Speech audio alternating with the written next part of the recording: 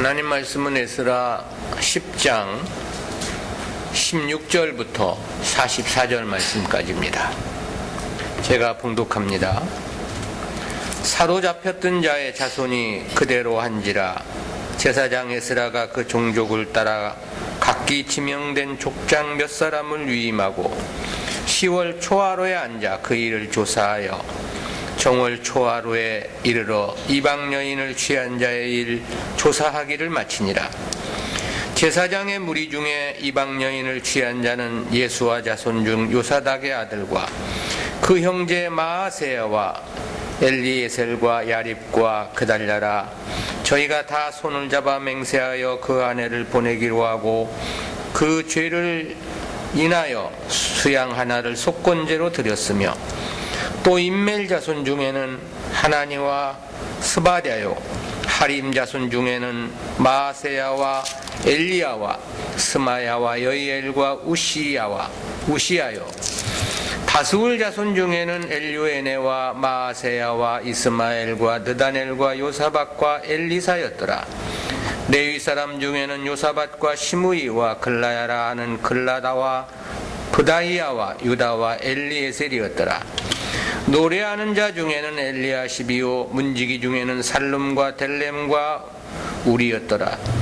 이스라엘 중에는 바로스 자손 중 라메아와 이시야와 말기야와 미야민과 엘르아살과 말기야와 브나야요 엘람 자손 중 마따냐와 스가랴와 여이엘과 압디와 여레못과 엘리야요 사뚜 자손 중 엘요에네와 엘리야십과 마따냐와 여레못과 사밧과 아시사요 베베 자손 중 요하난과 하나냐와 삽베와 아들레요 바니 자손 중 무술람과 말룩과 아다야와 아숲과 스알과 여레못이요 반모압 자손 중 안나와 글랄과 브나야와 마아세야와 마따냐와 부사렐과 빈누이와 문하세요 하림 자손 중 엘리에셀과 이시야와 말기야와 스마야와 시므온과 베냐민과 말룩과 스마랴요 하숨 자손 중 마뜨네와 마따따와 사밧과 엘리벨렉과 여레메와 문하세와 시므이요 바니 자손 중 마아데와 아므람과 우엘과 부다야와 베드야와 글루히와 와냐와 모레못과 엘리아십과 마따냐와 마뜨네와 야이수와 럈니와 빈누이와 시므이와 셀레미야와 나단과 아다야와 막나드메와 사세와 사레와 아사렐과 셀레마와 스마랴와 살름과 아마랴와 요셉이요 느보 자손 중 여이엘과 마띠디아와 사밧과 스비네와 이또와 요엘과 브나야더라. 이상은 모두 이방 여인을 취한 자라. 그 중에 자녀를 낳은 여인도 있었더라. 아멘. 통혼자들의 명단이라는 제목으로 말씀을 듣습니다. 본문은 에스라의 개혁 조치의 종결 부분이면서도 에스라 전체의 종결 부분입니다. 에스라는 개혁 조치에 따라 조사된 통혼자들의 명단을 소개하면서 본서를 마감을 했습니다. 이에 대한 내용은 구속사적 교훈까지 셋으로 구분해서 살펴봅니다. 첫 번째는 통혼자들에 대한 조사입니다. 통혼자들을 조사한 내용을 보도한 16절, 17절은 내용상 셋으로 요약이 되는데요. 첫 번째는 조사 방법에 대한 결의입니다. 이와 관련해서 16절 상반절에서 사로잡혔던 자의 자손이 그대로 한지라 그랬습니다. 이 문장에서 나타나는 의미는 두 가지인데요. 하나는 조사 방법에 대하여 전체 회원의 동의가 이루어졌다는 뜻이고요. 그것은 사로잡혔던 자의 자손이란 말이 당시 예루살렘에 모인 전체 회중을 가리키기 때문입니다. 그리고 다른 하나는 조사 방법이 앞에 14절에서 회중들이 제안했던 그 방법대로 하기로 했다라는 그런 의미입니다. 그것은 그대로라는 표현에 함유된 뜻입니다. 그렇다면 앞에서 이 제안을 반대했던 사람들도 결국은 이 제안에 동의를 했다는 것을 의미하죠. 원한 그대로 하기로 결의되었음을 말씀했기 때문입니다. 실제 그들도 에스라의 개혁 조치에는 반대를 한 것은 아니었다 그랬습니다. 따라서 원한대로의 결의는 그렇게 어렵지 않게 이루어진 것으로 보여집니다. 두 번째는 조사위원회에 대한 임명입니다. 개혁 조치에 대한 방안을 확정하자 에스라는 즉시 그에 따라 조사위원을 선정했다고 그랬습니다. 그 내용은 16절 중반절에서 제사장 에스라가 그 종족을 따라 각기 지명된 족장 몇 사람을 위임하고 그랬죠. 여기서의 종족에 해당하는 히브리어는 베트 아보탑이라는 단어인데, 이 중 베트는 가문이나 가족을 의미하는 단어입니다. 이들은 2차 포로 귀환 자들이 아니라 제1차 포로 귀환 자들의 가문을 나타내는 겁니다. 이들에 대한 상세한 보도는 2장 3절부터 59절까지에 기록되어 있습니다. 그런데 그들 가문에서 족장 몇 사람을 지명했다고 그랬습니다. 즉 에스라가 조사위원으로 족장 몇 명을 위임했다 그런 뜻이죠. 통혼자들에 대한 모든 사항을 면밀히 조사하는 실제적 책임자를 인선했다는 그런 뜻이 됩니다. 그런데 왜 에스라는 이 일의 조사 책임자로 제사장이나 레위인을 선정하지 않은 것일까? 그것은 그들이 오히려 이러한 죄에 앞장섰기 때문이 아니었느냐, 그런 생각을 해보게 됩니다. 1차 포로 귀환 때 귀환한 제사장 가문은 모두 4가문이었습니다. 그런데 이방인의 아내를 취하는 이 문제와 관련해서 이 4가문이 모두가 자유롭지를 못했습니다. 왜냐하면 4가문 모두에서 통혼자들이 있었기 때문에 그렇습니다. 그러나 족장들은 모두 18가문이 귀환을 했었습니다. 그런데 그 중에서 이방인 아내를 취한 가문은 10가문입니다. 그렇다면 그 10가문 외에 다른 가문에서 조사위원이 위촉된 것이 아니냐, 그런 생각을 가능케 하죠. 일의 공정성을 위해서는 반드시 그럴 필요가 있기 때문에 그렇습니다. 그렇다는 것은 이 일을 제사장들에게 맡기지 않고 족장들에게 맡겼다는 사실에서도 볼 때 그렇습니다. 세 번째는 조사에 걸린 전체 기간입니다. 조사위원회 선정과 함께 조사는 즉시 진행되었던 것으로 보입니다. 이에 대해 16절 하반절부터 17절에서 그렇게 보도를 했죠. 10월 초하루에 앉아 그 일을 조사하여 정월 초하루에 이르러 이방 여인을 취한 자의 일 조사하기를 마치니라. 10월 초하루에 조사를 시작했다 그랬습니다. 네, 이 통혼 문제 때문에 예루살렘에 집결한 때가 9월 20일이었습니다. 그러니까 대략 10일간의 준비 기간이 있었던 것이죠. 그리고 정월 초하루에 조사를 마쳤다고 그랬습니다. 그러니까 조사를 한 전체 기간은 만 3개월이 걸린 셈입니다. 꽤나 오랜 시간 조사가 진행된 것으로 평가되죠. 그리고 그렇게 3개월에 걸쳐 조사된 사람은 아래 18절부터 44절에 따르면 모두 113명이 됩니다. 이는 긴 조사 기간에 비하면 그렇게 많은 숫자는 아니지 않느냐, 그런 생각을 해볼 수도 있겠는데요. 안식일을 제외하고도 평균 하루에 따져보면 1.4명 정도가 조사된 것입니다. 그렇다는 것은 그만큼 이 일이 신중하고 또 철저하게 진행되었음을 말해주고 있는 거고요. 한편 히브리인들은 당시 태양력이 아닌 태음력, 그러니까 달의 움직임으로 이 역법을 계산을 했습니다. 그리고 본래 한 해의 첫 달은 태양력의 9시월인 바벨론의 티스리월로 삼고 있었습니다.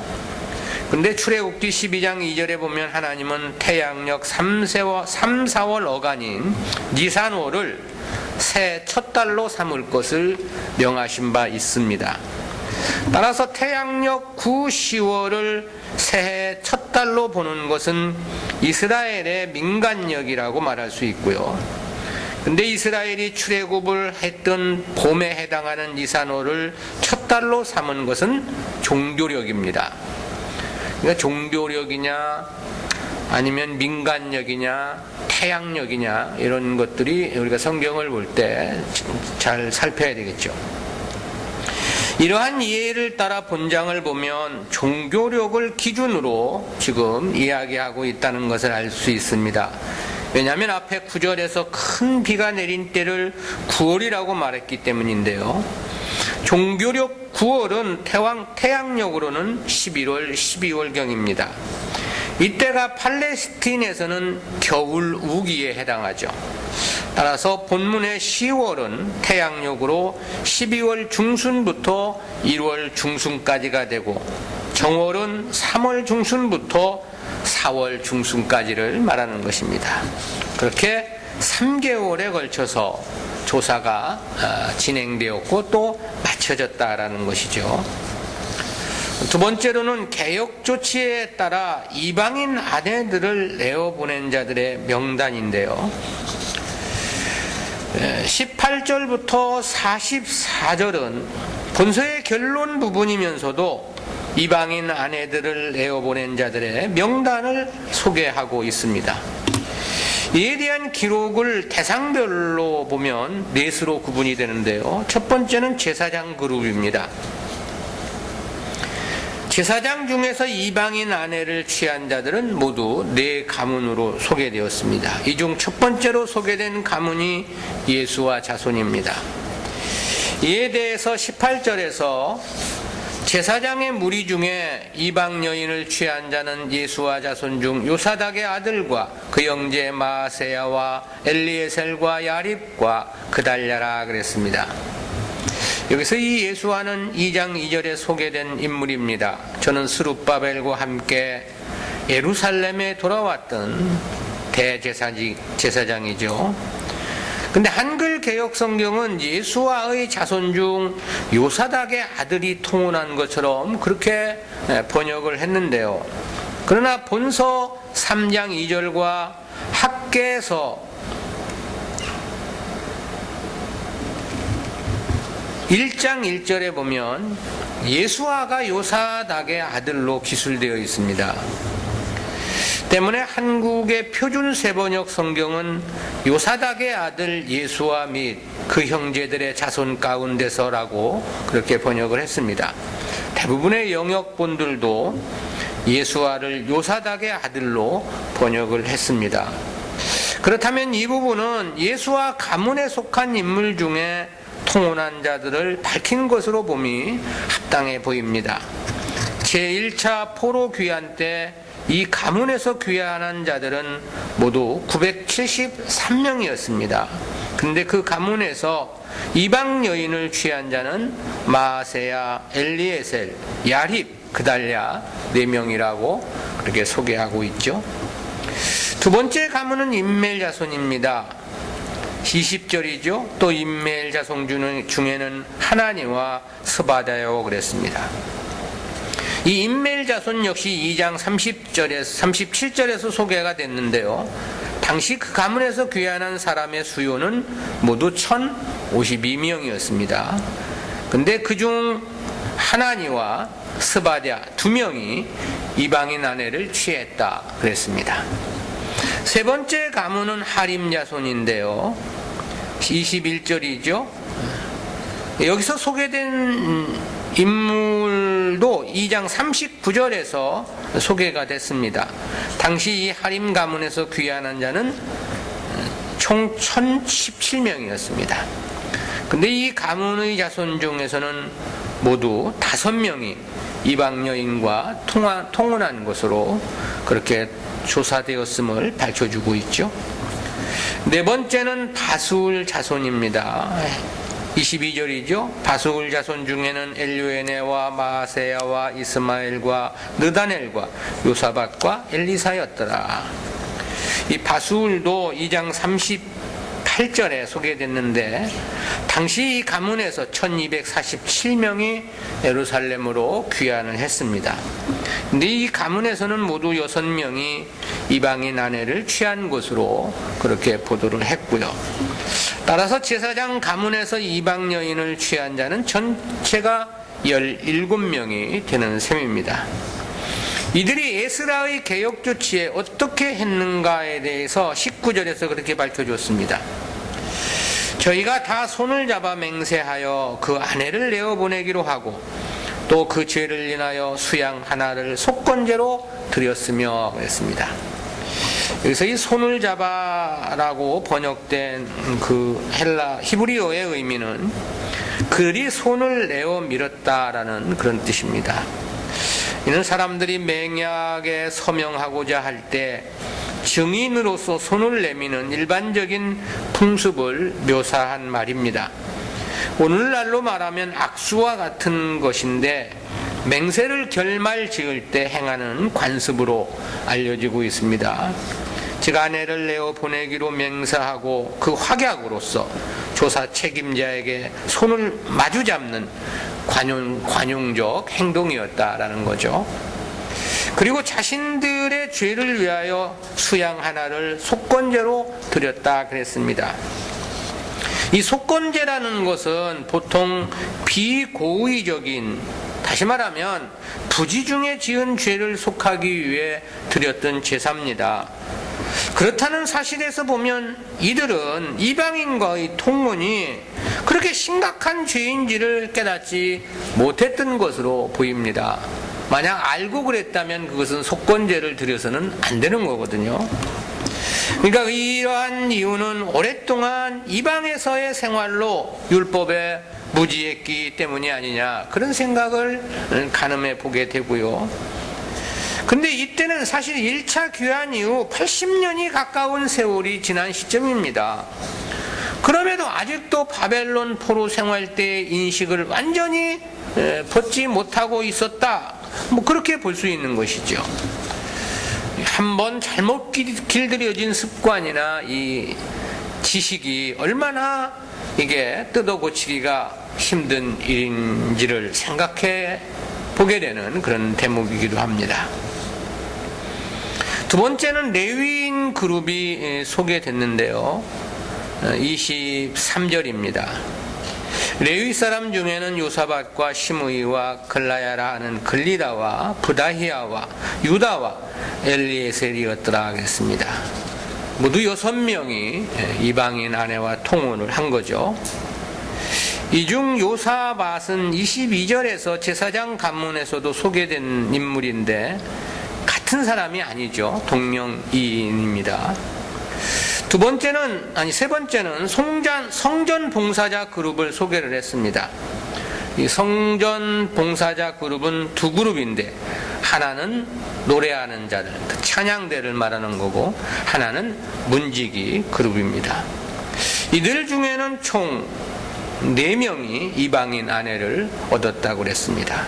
찬양대 중에서 엘리야십이 하나고 문지기 중에서 살룸과 델렘과 우리라고 그렇게 보도를 하고 있죠. 그리고 네 번째가 이제 일반 백성들에 대한 보도인데요. 25절부터 마지막 절까지 기록된 내용입니다. 일반 백성들 가운데 이방인 아내를 얻은 가문은 모두 10가문이라고 그랬습니다. 이처럼 일반 백성들 가문에서 이방인 아내를 얻은 총수는 86명입니다. 10가문에서 86명이 이방인 아내를 얻은 거죠. 그리고 거기다 성전 봉사자 4명, 레위인 6명, 제사장 가문 17명을 합하게 되면 총 113명이 되는 겁니다. 이러한 보도에서 보면 이 당시 통혼이 일반적 현상이 아니었느냐 그런 생각을 갖게 합니다. 통혼을 하지 않았다 하더라도 할 수 없었거나 굳이 뭐 할 필요를 느끼지 못해서 안 했을 뿐이지, 만약 자기 입장이 그런 어떤 당면한 그런 현실이라면 누구나 통혼을 할 수 있었던 그런 사회적 분위기가 아니었느냐라는 거죠. 왜냐하면 백성들 전체 분위기가 이것이 큰 죄란 인식이 있었다면 이렇게 광범위하게 통혼이 자행되지는 않았을 것이기 때문에 그렇습니다. 근데 사실 이제 다음에 우리가 느헤미야를 공부하겠지만, 느헤미야서에서도 보면 또다시 통혼을 합니다. 그래서 느헤미야가 다시 와서 개혁을 하고, 잠깐 다시 바사에 간 그 사이에도 또 통혼을 해가지고 다시 돌아와서 또 개혁을 하는 이런 일들이 거듭됨을 보게 되는 건데요. 정말 이게 하나님 백성들이 하나님의 말씀을 따라 살아간다는 게 참 어려운 일이구나, 그런 생각을 해보고 우리가 우리들 스스로를 잘 점검해야 한다는 깨달음도 갖게 됩니다. 에스라는 통혼자들의 조사에 대한 기록에 이어 그 결론으로 44절에서 그렇게 보도를 했습니다. 이상은 모두 이방 여인을 취한 자라, 그 중에 자녀를 낳은 여인도 있었더라. 여기서 이상은이란 말은 앞서 제시한 명단을 가리킨 지시대명사입니다. 즉 앞에서 밝힌 명단이 통혼자들의 전체라는 그런 뜻이죠. 그리고 그들 가운데서는 자녀를 낳은 가정도 있었다고 그렇게 밝혔죠. 아마 대부분의 가정들에서 자식들을 낳았지 않았을까, 그런 생각을 해봅니다. 그것은 1차 포로 귀환 때와 본문의 시점이 대략 80년이란 세월이 흐른 시점이기 때문에 그렇습니다. 물론 예루살렘 성전이 중건될 때까지는 이런 현상은 없었을 것이다, 그런 생각을 해봅니다. 왜냐하면 그때는 스룹바벨 총독이나 대제사장 예수아가 살아 있었기 때문이죠. 또 선지자 학계나 스가랴의 사역도 활발하게 이루어지고 있었기 때문이기도 합니다. 근데 성전 재건이 완성된 때로부터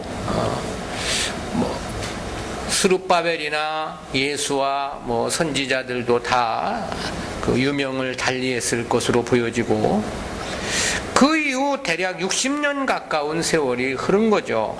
그러니 이방인들과의 통혼이 어제 오늘의 일이 아니었다는 것을 우리가 생각해 볼 수 있고, 그렇다면 많은 가정들에서 자식들이 있지 않았을까, 그런 추정은 합리적이다라는 거죠.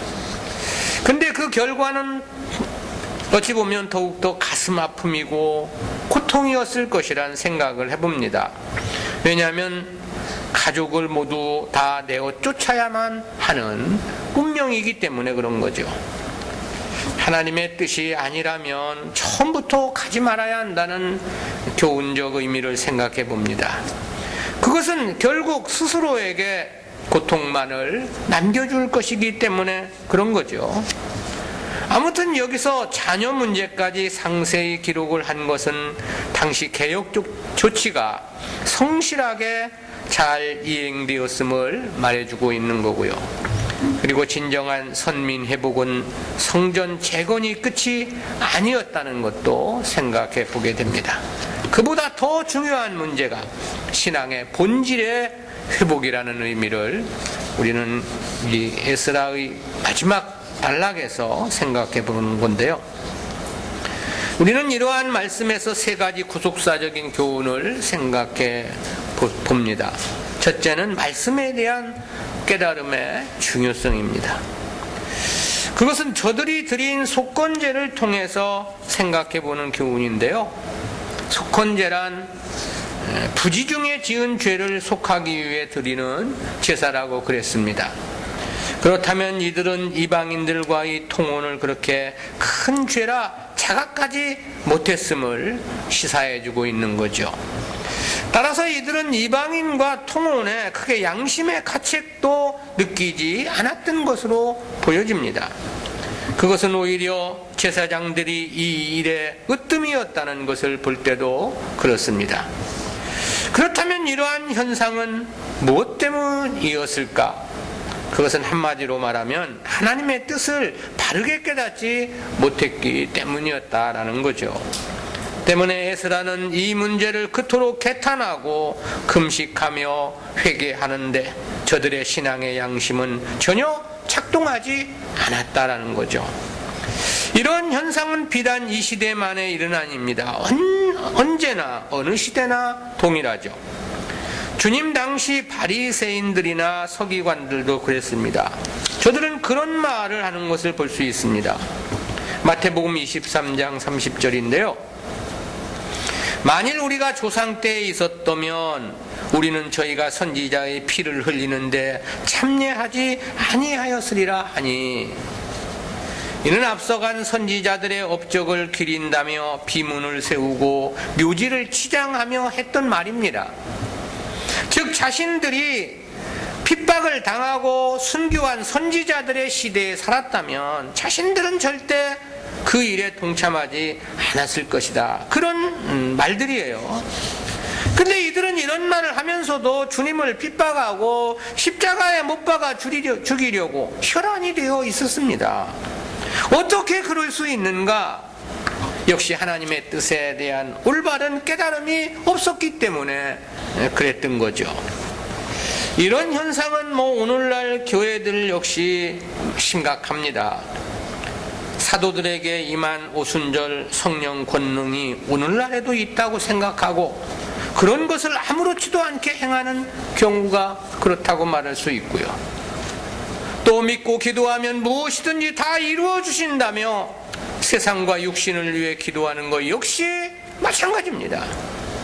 이것이 하나님의 뜻에 어떻게 위배되고 큰 죄인지를 저들은 인식하지 못하는 거죠.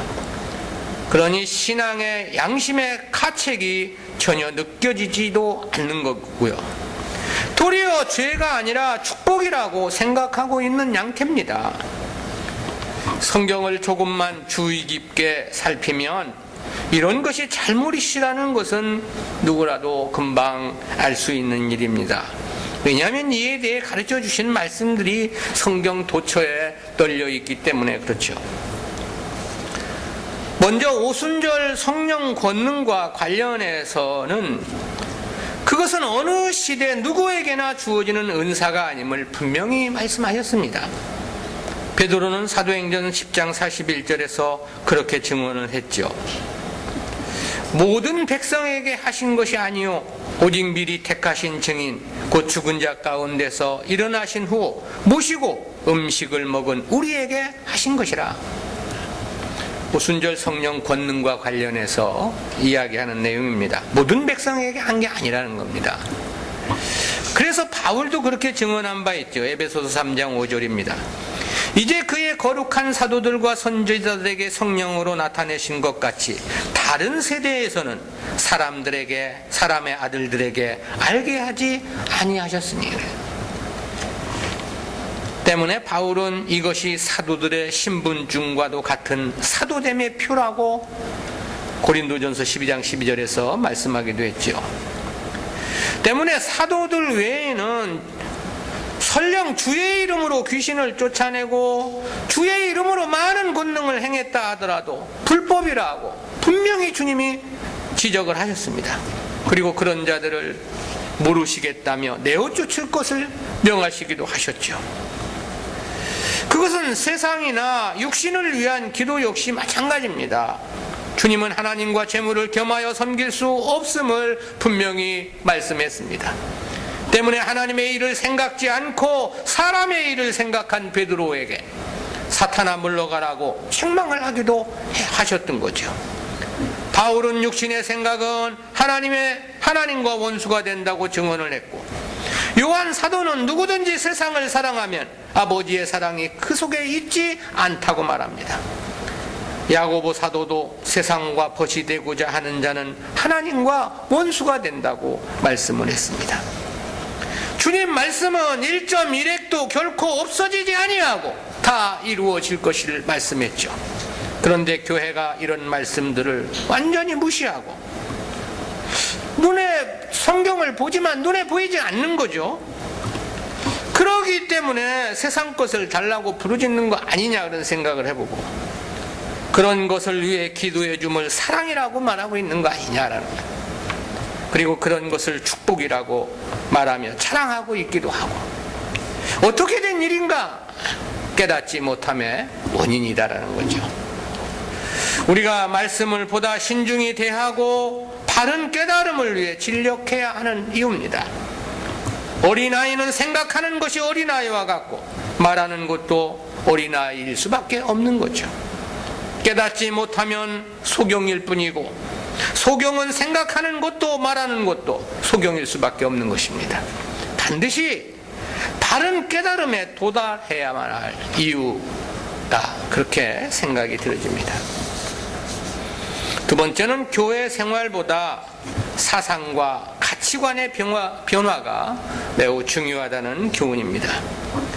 그것은 성전이 재건되어 하나님께 대한 제사는 율법대로 지키면서도 이방인들과의 통혼이 광범위하게 이루어졌다는 사실에서 깨닫는 교훈입니다.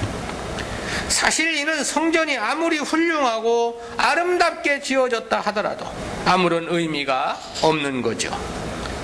아무리 각종의 제사를 율법대로 지키며 드렸다 하더라도 역시 마찬가지입니다. 사실 귀한 민들이 성전 재건을 위해 얼마나 많은 공을 들였는지 모릅니다. 16년 동안 성전 재건이 중단되었을 때는 가슴을 찢는 통탄의 세월이었을 것이 분명하고요. 그런 과정에서 그 모든 어려움을 극복하고 성전을 완성한 것이었습니다. 그런데 그 결과가 본문의 현상인 거죠. 그러니 성전을 짓고 율법을 따라 제사를 드리면 무엇하느냐라는 것입니다. 이방 여인을 아내로 맞았다는 것 자체는 전혀 그 사상과 정신이 하나님 백성이 아님을 뜻하는 것이기 때문에 그런 거죠. 바리새인과 서기관들이 그랬습니다. 저들은 그야말로 율법에 열과 성의를 다했죠. 때문에 바울은 유대교회에 있었을 때 율법에 흠이 없었다고 말하기도 합니다. 그러나 주님은 저들의 신앙을 인정하지 않으셨습니다. 저들의 율법적 행위에 대해서는 외식이라고 지적을 하셨죠. 외형적인 신앙생활에는 열심이었지만 사상과 의식에는 아무런 변화가 없었기 때문인 거죠. 즉 신앙생활이란 교회 생활 자체만으로는 큰 의미가 없는 겁니다. 영생의 중요성을 아는 사상의 변화가 있어야 한다는 것, 하나님의 나라의 소중함을 아는 인식의 변화가 있어야 하는 겁니다. 세상 것, 육신의 문제보다 천국의 영화를 더 소중히 생각하는 가치관의 변화가 있어야 한다는 것이죠. 왜냐하면 이것이 곧 신앙의 본질이기 때문에 그렇습니다. 이것 없이 여전히 세상 것을 향한 욕심으로 살아간다면 아무리 교회 생활을 열심히 한다 하더라도 그것은 큰 의미가 없는 거죠. 그것은 곧 믿음이 아니기 때문에 그렇습니다. 자신들은 믿음으로 산다고 이야기할 수 있을 것입니다. 그러나 그것은 믿음일 수 없는 것입니다. 왜냐하면 믿음이란 도리어 세상을 포기하고 하나님 나라를 소망하는 사상과 가치관의 변화를 말하는 것이기 때문에 그렇습니다. 때문에 주님이 그런 말씀을 하셨잖아요. 마태복음 13장 44절 말씀입니다. 천국은 마치 밭에 감추인 보화와 같으니 사람이 이를 발견한 후 숨겨두고 기뻐하여 돌아가서 자기의 소유를 탑하라 그 밭을 샀느니라. 천국을 발견한 사람, 다시 말하면 믿음이 있는 사람은 삶의 방향이 완전히 바뀐다는 거죠. 과거의 삶이 아니라는 겁니다. 이제는 세상 것 다 팔아 그 보화를 얻기 위해 인생을 살아간다는 거죠. 이게 가치관의 변화인 거죠. 그리고 그것을 믿음이라 우리는 정의할 수 있는 것입니다. 세 번째는 믿음을 위해서는 그 어떤 희생도 감내해내야 한다라는 교훈인데요. 그것은 에스라의 개혁 조치에 따라 아내와 자식들을 내어보낸 사실에 함유되어 있는 교훈입니다. 본문에서 조사된 113명 가족들은 모두가 다 동일했습니다. 아내는 물론이고 그를 통해 낳은 자식들까지도 내어 쫓았을 것입니다.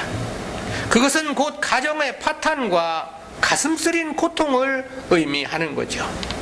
그동안 사랑하며 함께 산 아내를 내어 쫓는다는 것이 얼마나 통곡할 일이겠느냐라는 거고, 거기에다 이 자식까지도 내어 보내야 한다는 것은 더욱더 힘들고 가슴이 찢어지는 고통이었을 것입니다.